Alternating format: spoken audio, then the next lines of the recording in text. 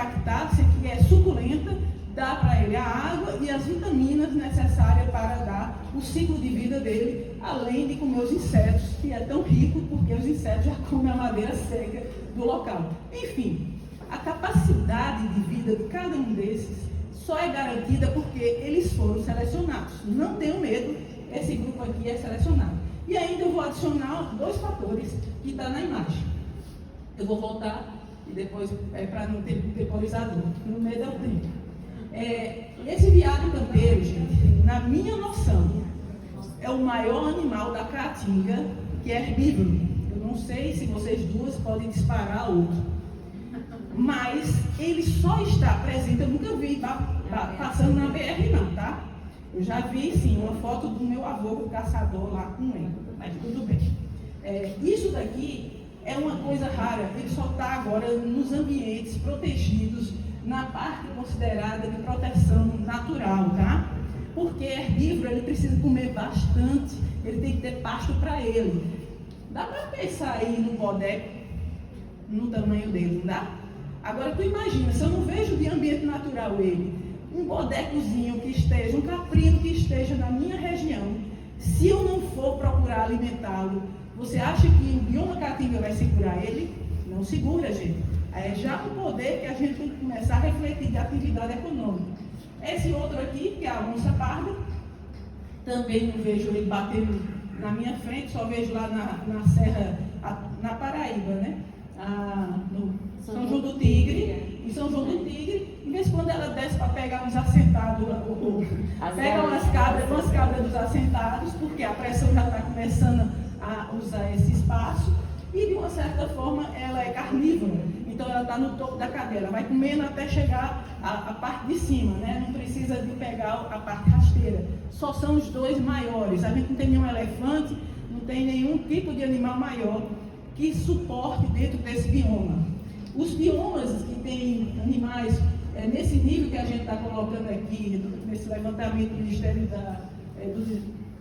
do Meio Ambiente, ele cita quase 1.000 espécies de plantas e 380 são endêmicas. Quem não conhece a expressão endêmica, gente, significa exclusividade.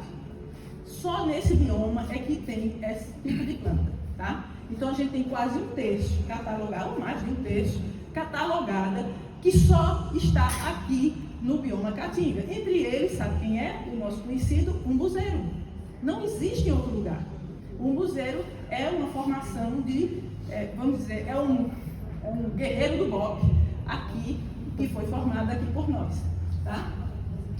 E aí, mais isso, tem 148 espécies de mamíferos. Quer dizer, você encontra realmente uma diversificação que eu considero razoável. E quando eu vejo as palavras aqui que dizem em torno de endêmicos, de animais que têm exclusividade, mostra ainda a performance de importância do nosso bioma. E aí o que é que acontece? Você chega num ambiente desse, o ser humano que vive nele, ele tende a fazer uma exploração de vida. A vida dele, se é para ele fazer um tráfico de ovos de papagaio, como eu já vi muita informação, que o IBAMA não pegava mais nem os papagaios novos, eles já pegavam e levavam os ovos para fazer o crescimento em incubadoras. Quer dizer, o tráfico era tão sofisticado que nem se preocupava mais em pegar os papagaios novos e fazer esse tráfico. O mel, o extrativista, ele vai lá, rompe aquela colmeia e ele extrai aquele mel. Mas ele não busca o conhecimento para a produção do próprio mel, de capturar as rainhas, de fazer ali esse tipo de atividade. Então, o que é que eu vejo? Desarranjo sobre o aspecto de relação com o ambiente. Ora, eu vejo jacaré lá no Pantanal, onde o pessoal viu que a carne adorava, carne de jacaré, vai lá, começa a produzir jacaré para vender a carne. Não fica caçando o jacaré e deixando o ambiente esgotado. Por que aqui o pessoal faz, o peba é uma maravilha, o pessoal gosta de uma cachaça com peba. Por que não consegue fazer um trabalho junto ao IBAMA, fazendo um processo de reconhecimento de reprodução de animais que aqui são tão atrativos para a culinária daqui, e você podia criar. Mas isso ainda não aconteceu. Mas extrair, fazer, pegar e levar para vender extrativista, tem demais.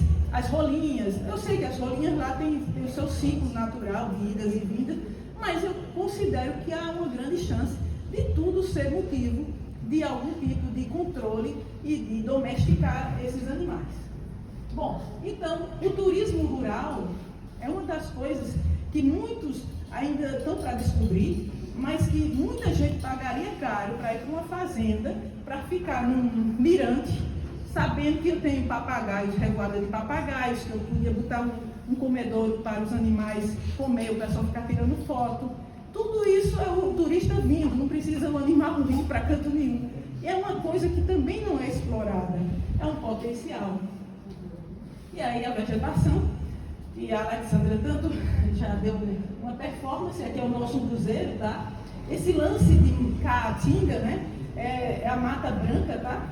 E a gente tem realmente uma imagem, e se um fotógrafo vai ter uma foto dessa de cima aqui, ó, esse cinza aqui, ai que coisa mórbida, esse ambiente é seco, está tudo morto, aí vai, bota um período de chuva, tira a foto de novo, aí está tudo verde. Mas até que eu explique aquela foto cinza e que o jornalista ganhou o prêmio porque estava tudo acinzentado, já complicou a nossa vida. E a vida dessa vegetação era fenomenal. Pouca chuva deu resposta, bota folhas, bota flores, bota umas sementes, e eu acho que o maior exemplo de filosofia que a gente pode seguir numa hora dessa é a fé que essas plantas têm de perpetuarem.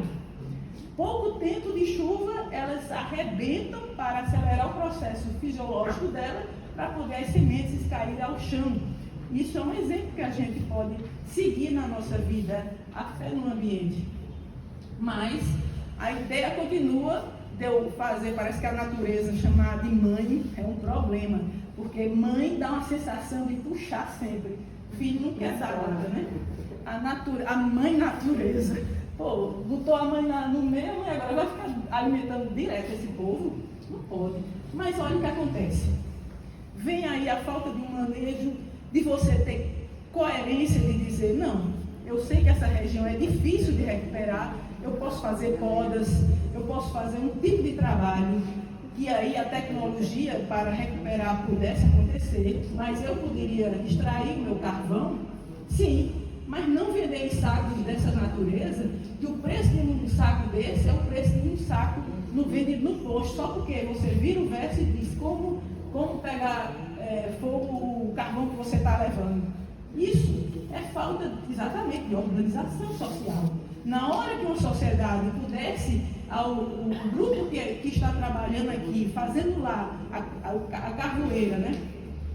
Fazendo aquele lote de carvão, se aquele carvão fosse vendido direto ao posto de combustível, muita gente estaria ganhando dinheiro na hora que iria comercializar, quer dizer, um filho de um homem desse, uma estrutura de embalagem dessa, elevaria o preço desse carvão, daria chance de ter mais vida e orientação para que o extrativismo não fosse só extrativismo, fosse recomposição, assim como as outras atividades como o umbu e as outras frutas que fazem parte da nossa característica.